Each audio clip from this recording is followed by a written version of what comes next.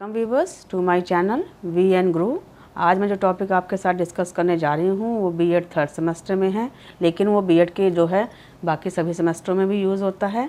ये एक lesson plan है। मैंने इससे पहले जो है हर्बर्शियन लेसन प्लान और आईसीटी बेस्ड लेसन प्लान पे जो है वीडियो बनाई हुई है, वो आप मेरे चैनल पे जाके देख सकते हैं।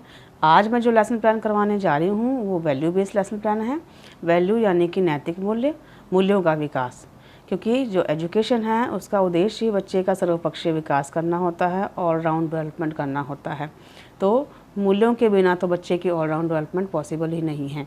तो इसीलिए जो है मूल्यों का विकास करना भी अति आवश्यक है, और इसके लिए विद्यार्थी को जो है बच्चों को सिखाना समझाना जो है एक टीचर को आना चाहिए कि बच्चों के अंदर मूल्यों का विकास कैसे करना है। अगर वो कक्षा में कोई मूल्यों पर आधारित पाठ पढ़ा रहा है तो कैसे पढ़ाना है। तो चलिए देखते हैं। वैसे तो इसके स्टेप्स भी सारे हर्बर्शियन जैसे ही हैं, कहीं कहीं पर थोड़ा बदलाव है, वो मैं आपको साथ साथ में बताती रहूँगी। तो शुरू करते हैं। पहला जो है इसका स्टेप है वो है साधारण सामग्री। साधारण सामग्री में वो सामग्रियाँ आती हैं जो शिक्षण के दौरान आवश्यक हैं, और शिक्षण जो है इनके बिना मुमकिन नहीं है, संभव नहीं है। जैसे कि कक्षा का कमरा हो गया, चौक हो गया, झाड़न हो गया, श्यामपट हो गया, संकेतक हो गया, और आजकल तो हम ग्रीन बोर्ड जो है वाइट बोर्ड भी प्रयोग करते हैं, तो वो भी हम इस पर शामिल कर सकते हैं। दूसरा है विशेष सामग्री। विशेष सामग्री हमेशा ही हमारे विषय से जुड़ी हुई होती है। जो टॉपिक हम करवाने जा रहे हैं वो टॉपिक के लिए हमने क्या मॉडल बनाया हुआ है, कौन सी टीचिंग एड यूज़ कर रहे हैं, वो जो है विशेष सामग्री में आती है।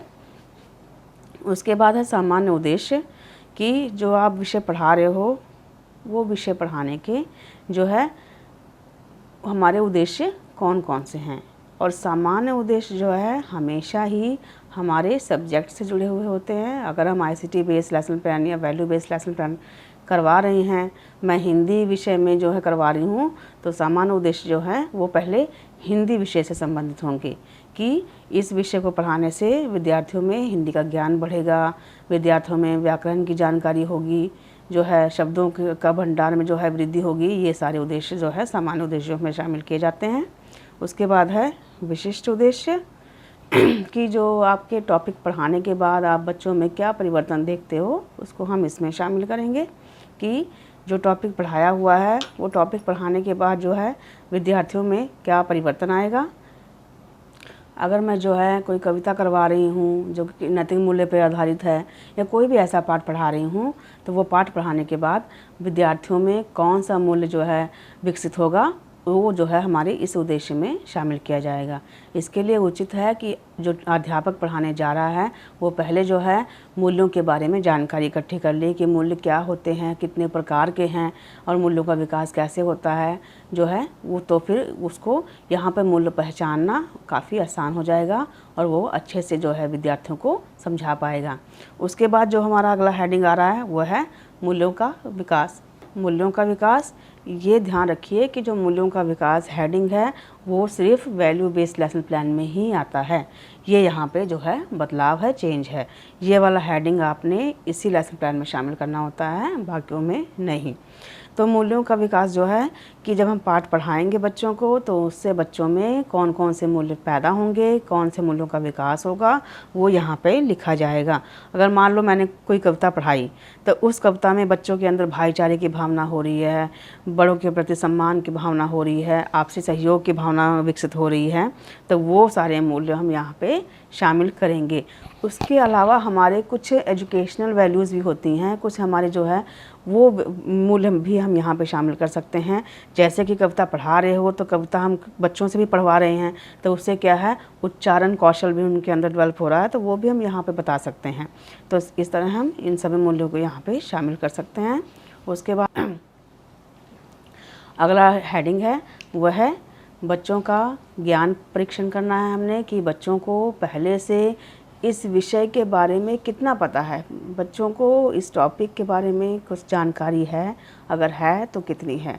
और उसके लिए जो हमारा हेडिंग है, पहले था ये पीके टेस्टिंग, पूर्व ज्ञान परीक्षण, लेकिन अब ये बदल गया है। अब हम इसको कहते हैं एंट्री बिहेवियर टेस्टिंग, व्यवहारिक प्रवेश परीक्षा।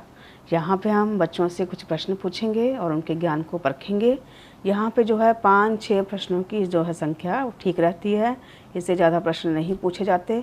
जो है बहुत अधिक जो प्रश्न पूछना यहाँ पर उचित नहीं माना जाता, क्योंकि हमने यहाँ पे सिर्फ बच्चों के ज्ञान को ही परखना होता है। तो उसके लिए बहुत ही उचित प्रश्नों का चुनाव करना है और प्रश्न ऐसे बनाने हैं जो कदम दर कदम बच्चों को आपके विषय की तरफ लेके जाएं। और ये प्रश्न इतने संक्षिप्त होने चाहिए, व्याकरणिक रूप से शुद्ध होने चाहिए। जो है किसी भी प्रश्न का 2 अर्थ नहीं निकलना चाहिए, डबल मीनिंग क्वेश्चन नहीं डालने हैं। इसके कुछ नियम हैं, वो नियमों को आपने ध्यान में रखना है ताकि जो प्रश्न है वो बिल्कुल सही बने और बच्चों को समझने में आसानी हो। उसके बाद हमारा जो अगला कदम है वो है उपविषय की घोषणा, कि यहाँ पे टॉपिक की अनाउंसमेंट होगी। अंतिम प्रश्न कई बार विद्यार्थी उसका जवाब नहीं दे पाते हैं, तो उस समय जो विद्यार्थी अध्यापक होता है या जो हमारा टीचर होता है वो टॉपिक की अनाउंसमेंट कर देता है। अगर विद्यार्थी प्रश्न का उत्तर दे भी देते हैं तब भी कोई वहाँ पे मुश्किल नहीं है, कोई परेशानी की बात नहीं है। उसके बाद भी आप जो है अपने टॉपिक की अनाउंसमेंट उसी तरीके से करेंगे जैसे कि आपने प्लान की है। उसके बाद आ जाएगा प्रस्तुतिकरण यानी कि प्रेजेंटेशन। यहाँ पे आपने अपने टॉपिक को पढ़ाने के लिए कौन सी टीचिंग मेथडोलॉजी डिसाइड की है, सोची है, उसके अकॉर्डिंग अपना लेसन प्लान पढ़ाना शुरू कर देंगे। टीचिंग मेथडोलॉजी में हम जो है इंडक्टिव, डिडक्टिव, डेमोन्स्ट्रेशन, जो है डिस्कशन मेथड, कोई भी आप ले सकते हैं जो आपको अपने टॉपिक के हिसाब से उचित लग रहा है, वो आप टीचिंग मेथडोलॉजी यहाँ पे यूज़ कर सकते हैं। उसे आपने व्यवस्थित तरीके से प्रयोग करना है। उसकी जो प्लानिंग पहले से करके रखनी है ताकि जब पढ़ाएं तो आप कहीं पे किसी तरीके से अटके नहीं, रुके नहीं। जब आप अपना टॉपिक, अपना विषय बच्चों को पढ़ा रहे होते हैं तो उस समय हम अपनी प्रेजेंटेशन के लिए 4 कॉलम्स बनाते हैं। ये मैंने हर वर्षन में भी बताया हुआ है। 4 कॉलम्स बनाएंगे जिसमें से सबसे पहला होगा अनुमानित व्यवहारिक परिणाम, कि आप क्या पढ़ाना चाह रहे हैं, उससे जो है विद्यार्थी क्या सीखेगा, क्या समझेगा। दूसरा है विद्यार्थी अध्यापक क्रिया, कि विद्यार्थी अध्यापक जो है उस टाइम क्या करेगा, वो सारी वहाँ पे चीज़ें बताई जाएंगी। तीसरा है विद्यार्थी क्रिया, उसमें विद्यार्थी जो भी करेंगे, सुनेंगे, समझेंगे, कॉपी पर लिखेंगे या कोई प्रश्न पूछेंगे, जहाँ पे जो भी एक्टिविटी विद्यार्थी करेगा वो सारी उस तीसरे कॉलम में आ जाएगी। और चौथे कॉलम में आपका श्याम पटकार या दृश्य श्रव्य साधन का प्रयोग जो है वो आएगा, कि आप उसके लिए ब्लैक बोर्ड पे क्या लिख रहे हैं वो उस कॉलम में लिखा जाएगा, या कोई टीचिंग एड यूज़ कर रहे हैं तो वो वहाँ पे बताई जाएगी। अगर आपका लेसन काफ़ी बड़ा है तो आप आधा लेसन पढ़ा के बीच में मध्य दोहराई, सेक्शनल रिकैप्चुलेशन भी करवा सकते हैं। इसमें 3-4 प्रश्न उचित होते हैं। जितना आपने टॉपिक पढ़ा दिया है उसी टॉपिक में से 3-4 क्वेश्चन पूछ लेंगे। उसके बाद जो है फिर से लेसन प्लान शुरू कर देंगे। जैसे आपने पहले पढ़ाया था 4 कॉलम बना के, वैसे ही आपने फिर से पढ़ाना है और फिर अपना टॉपिक जो है कंप्लीट करना है। टॉपिक कंप्लीट करने के बाद जो हमारा स्टेप आएगा वो है साधारणीकरण। सामान्यकरण भी कहते हैं, साधारणीकरण भी कहते हैं, जनरलाइजेशन भी कहते हैं, कि जो हमने पाठ पढ़ाया है उसको सामान्य करके संक्षिप्त में विद्यार्थियों को बताना है कि हमने आज ये पढ़ा है जिससे हमने ये सीखा है। बहुत ही संक्षिप्त रूप में आसान भाषा में प्रयोग करनी है ताकि विद्यार्थियों को कहीं पे कुछ रह गया है जो उनको नहीं समझ आया है तो वो उनको समझ आ जाए। उसके बाद है पुनरावृत्ति या फिर दोहराई भी कहते हैं, रिकैप्चुलेशन भी कहते हैं इसे। यहाँ पे आप पूरे पाठ में से जो है विद्यार्थियों से प्रश्न पूछेंगे जो है, और प्रश्न पूछने के दौरान आप उनको जो है बीच बीच में थोड़ा सा मोटिवेट भी करते रहिए ताकि विद्यार्थियों की रुचि बनी रहे और विद्यार्थी जो है कहीं पे बोर ना महसूस करे और उसका ध्यान ना भटके। कहीं पे किसी प्रश्न में अगर आपको लगता है मुश्किल आ रही है तो उस प्रश्न को आप 2 बार भी पूछ सकते हैं या उसके 2-3 विद्यार्थियों से उत्तर जो है पूछ सकते हैं। और उसके बाद जो अंतिम हमारा स्टेप है, अंतिम कदम है, वो है गृह कार्य। गृह कार्य आपने ऐसे सोच विचार के बनाना है कि जो बच्चे की जो है एक्टिविटी को और उनके जो है सीखने की प्रक्रिया को और बढ़ाए।